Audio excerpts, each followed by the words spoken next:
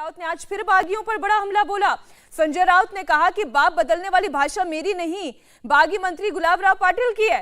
राउत ने फिर कहा कि 40 साल तक पार्टी में रहकर भाग गए नेताओं का ज़मीर मर चुका है, वे केवल जिंदा लाश बन गए हैं। वो खुद बोल रहे हैं बाप बदलने की भाषा। जो लोग बाप बदलते हैं उस बारे में उसने जो एक वक्तव्य किया है वो बहुत ही मार्गदर्शक है।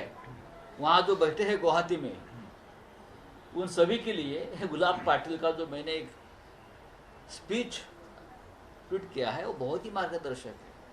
कैसे कैसे लोग अपना बाप बदल लेते हैं, बेईमान होते हैं, पार्टी में खाते हैं पीते हैं बड़े होते हैं और अपना बाप बदल लेते हैं। हम बाप बदलने वाले में से नहीं है।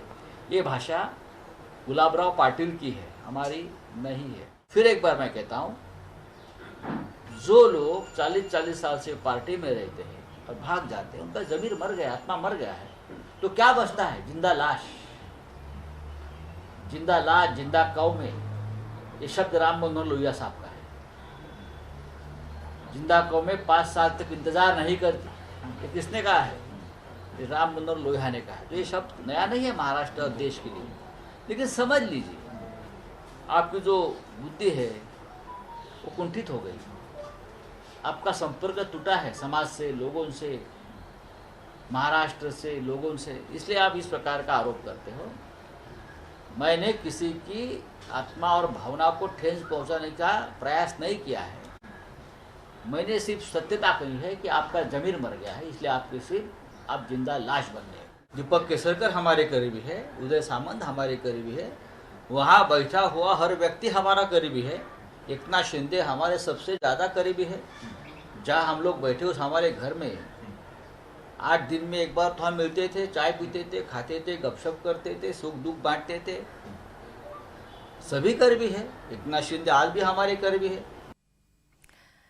अब जयप्रकाश, कोई संजय राउत जी से पूछे, जैसे एकनाथ शिंदे गुट अब अटैक कर रहा है और एक ताजा हमला कर रहा है, कोई संजय राउत जी से पूछे फिर छगन भुजबल ने जब अपनी वफादारी बदली, उनके साथ फिर कैसे सरकार चला ली?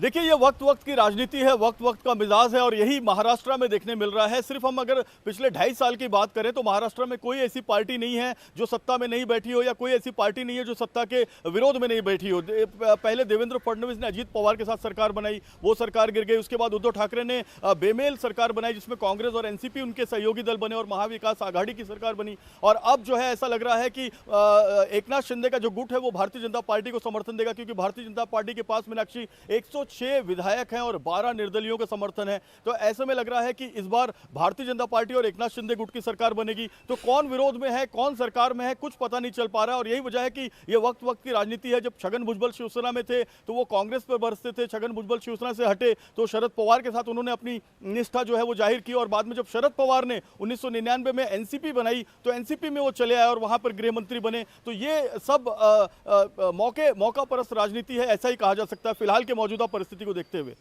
अच्छा, इस मौका परस्त राजनीति में इंतजार एकनाथ शिंदे गुट किस बात का कर रहा है? क्या कोई इंफॉर्मेशन, क्या आने वाले दिनों में, 1-2 दिनों में, आज सुप्रीम कोर्ट हालांकि क्या बोलता है उसके बाद ये तय होगा, लेकिन क्या आने वाले दिनों में हम ये देखेंगे कि एकनाथ शिंदे अपने सभी समर्थक विधायकों के साथ महाराष्ट्र लौटे? क्योंकि 1.5 हफ्ते का समय होने को आ रहा है गुवाहाटी में बैठे हुए। कब तक महाराष्ट्र की जनता को छोड़कर, अपने अपने विभागों को, अपने अपने कामों को छोड़कर ये विधायक वहां बैठे रहेंगे? बिल्कुल मीनाक्षी, देखिए 9 मंत्री हैं महाराष्ट्र सरकार के जो वहां अभी फिलहाल गुवाहाटी में बैठे हुए हैं। कैलाश पाटिल और नितिन देशमुख, ये 2 जो विधायक हैं जो जब वो टूट कर एकनाथ शिंदे के ग्रुप से उद्धव ठाकरे के पास आए तो उन्होंने बाकायदा वर्षा बंगले पर प्रेस कॉन्फ्रेंस ली और वर्षा बंगले पर प्रेस कॉन्फ्रेंस लेकर उन्होंने कहा कि उनकी फर्जी सिग्नेचर जो है वो एकनाथ शिंदे अपने बहुमत में दिखा रहा है। तो ऐसे और भी विधायक होंगे जिनकी फर्जी सिग्नेचर की जा रही है, जिनको जबरदस्ती जो है वीडियो बनाकर वायरल करवाया जा रहा है। ऐसी आशंका उद्धव ठाकरे ग्रुप जता रहा है। यही वजह है कि उद्धव ठाकरे विधानसभा में फ्लोर पर बहुमत साबित करने की मांग कर रहे हैं। संजय राउत यही मांग कर रहे हैं क्योंकि इनको ऐसा लग रहा है कि एकनाथ शिंदे के जो 39 विधायक हैं उनके साथ शिवसेना के, उसमें से 10 से 15, 20, 25 टूट कर आ सकते हैं। और यहाँ एक सबसे महत्वपूर्ण बात मैं आपको बताऊं कि 16 विधायकों के निलंबन की नोटिस जारी की है नरहरि झिरवल जो डेप्यूटी स्पीकर हैं, क्योंकि शिवसेना ने ऐसी मांग की है सिर्फ 16 के खिलाफ, लेकिन 16 के अलावा जो 39 माइनस 16 है वो कहां पर है। तो इनको ऐसा लग रहा है शिवसेना को कि 39 माइनस जो 16 है वो इनके साथ 20-25 का आंकड़ा जो है वो आ जाएगा और ये बहुमत